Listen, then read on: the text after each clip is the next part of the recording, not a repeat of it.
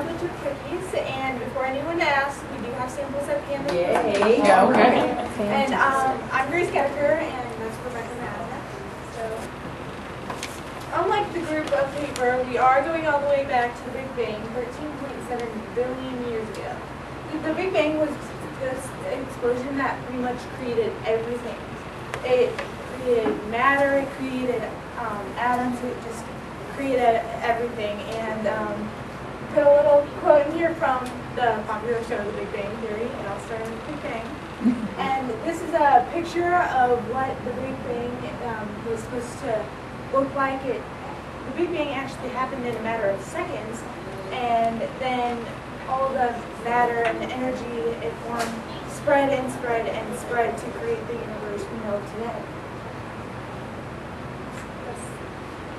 The stars and elements. As you probably figured out, all the stars and elements came from the Big Bang, because the Big Bang created matter, and it created energy, and it created the atoms of hydrogen and helium, which would combine together to create the first stars.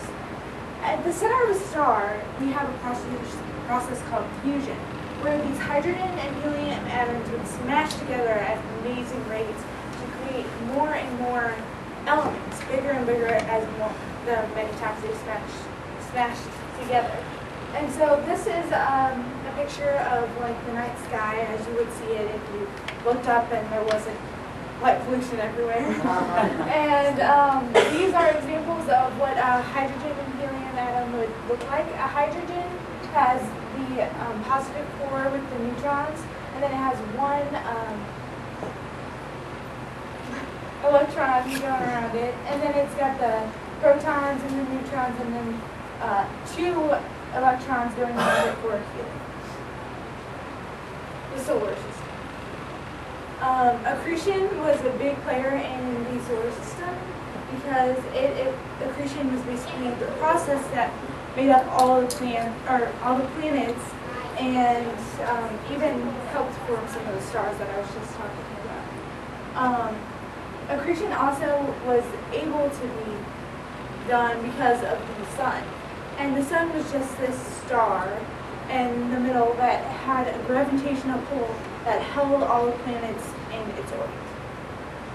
This picture up here is describing the formation of planets. It starts up here in the planetary nebula and then gets into these last stages of disks, which spin around rapidly at rapid rates, and they heat up and heat up and heat up until they create the ball that we know as planets. Now, this is a star acceleration disk, which happens at the beginning and end of the star's life. It's a lot similar to the planets. It spins around and spins around and spins around to create the star, and then when the star dies, it explodes and creates the circle of destiny. The Earth. It started as this hot ball of matter, and as it cooled down a little, it looked a lot like what we know as Mars to look like today. The center of the Earth is still molten rock, even though it's covered with water and land and buildings. The center is still that hard stuff that it started out with up here.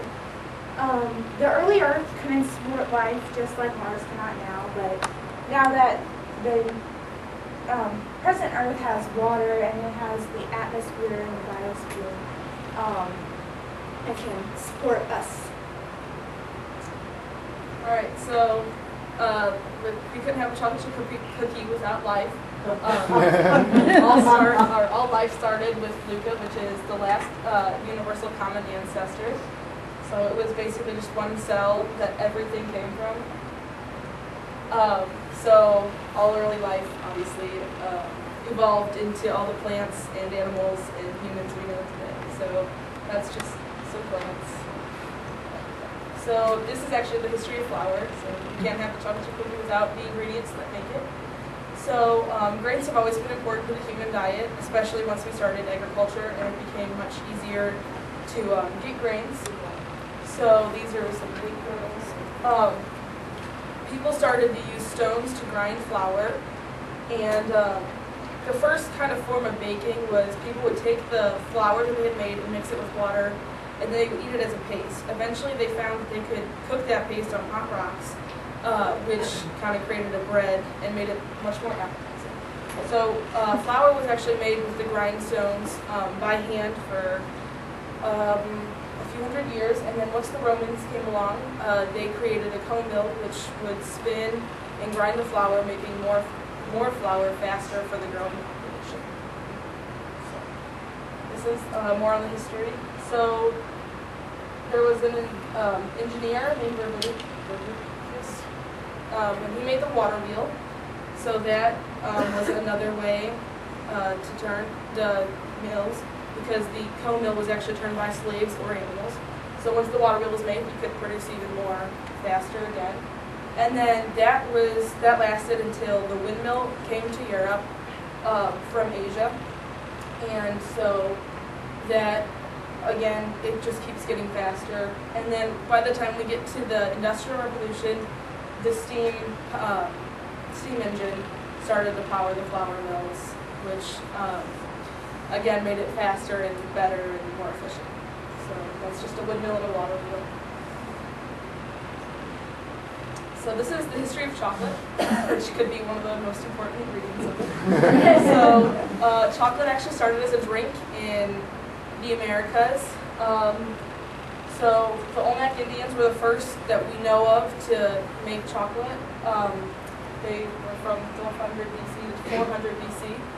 And the Mayan Indians started using chocolate at 600 BC, and the Aztecs in 1500 AD. The Aztecs actually valued. Alright, so this is about the actual chocolate chip cookie. It was created in 1930. It was actually an accident. Wakefield was trying to make her famous butter dewdrop cookies, and she was out of her regular baker's chocolate that melted and made the cookie chocolate. So she found her Nestle semi-sweet chocolate bar that she chopped up and added, expecting it to melt. But when she pulled them out, they didn't melt, but they melted but stayed in their shape, which made them gooey and delicious. So when she gave them to the guests, they loved them, and it kind of became an immediate hit, and she became famous for them. And when Nestle found out, they actually bought the recipe and the name Toll House in. So that's where we get the Nestle Toll House chocolate chip cookie. So they then they would actually package the chocolate bar with a chopper so you could make the cookies easier, and eventually they got to the morsels that we have today. So now we have some chocolate here chip just to make you really want chocolate chip cookies. So Right over here, made by Rebecca Mazek. Very good. Okay, so I have a question. yeah. Oh. Are these Toll House cookies that you made, Yeah. have they evolved to not have any fat in them? No. I mean, they might. I don't know about ingredients. I don't know if flour has what difference in the process.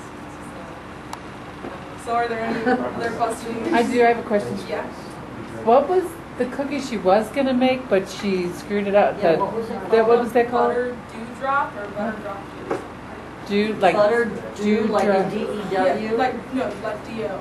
Okay, So, because they're drop cookies. okay. Butter. We need to look that up. Yeah, that's a good one. Because I'm sure that's probably pretty good too.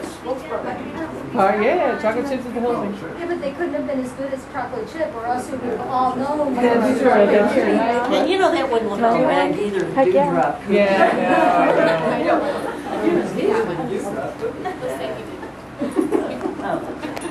Are there any other questions? We'll split. Did you find anything that you, like, number one, how did you pick your topic? And number two, what did you personally learn from your project? Well, we picked our topic because I enjoy baking a lot, so I wanted to do something with baking, and Grace wanted to do something with chocolate, so what better than a chocolate chip cookie? And I actually learned a lot. I really enjoyed learning about the history of the ingredients and how they were farmed and made. I thought that was really interesting because we use these ingredients every day, but it's not like we understand where they come from. So that was really interesting. I love the comment you made about when you think of the cookies, it's not you know, within the factory or anything, but it begins on the farm. And I thought that was very, very cool. Make sure you save one of those for Miss Timmons. We have, I think we should have extras. We have some set aside for. I have another question. Do you think the chocolate chip cookie can evolve at all? I think we've perfected it. I agree. But I might be able to, I don't know, maybe we can make it faster or something. I think the chocolate chip cookie is perfect as is, but I think a lot of people are gonna That's right. try to perfect it because that's what people do. They try like for perfection. So, lots of recipes. I made the Nestle Toll House one, so the original. So how did the first two presentations tie into your presentation? Well, as we mentioned, the spread of the cookie and the paper and the sword had a ton to do with the Silk Road, and I know both groups before went deeply into collective learning, not so much us, but with the recipes and stuff, and paper. I mean, you had to write that. Bingo. You had to write the recipe down on paper, and after you got the paper, you could spread the recipe into your town, into the community next to you, and just everywhere. Well done. Yeah. So I mean, maybe without the paper, I mean, certain parts of the world would have a chocolate chip. And without the stone, they wouldn't. Yes. Well, actually, sugar is still harvested with a machete by hand for most of the part. There you go. I just have a comment again. I think you did a great job, but my curiosity is piqued, and I look forward to the little big history of white chocolate, because I had no idea that white chocolate was not chocolate. So maybe another project somewhere down the line. Maybe next year. There you go. Okay. White chocolate. I know some people will take next year that haven't taken their pictures, so we can follow. There you go. Uh-huh. Any other questions? Good job. Thank you.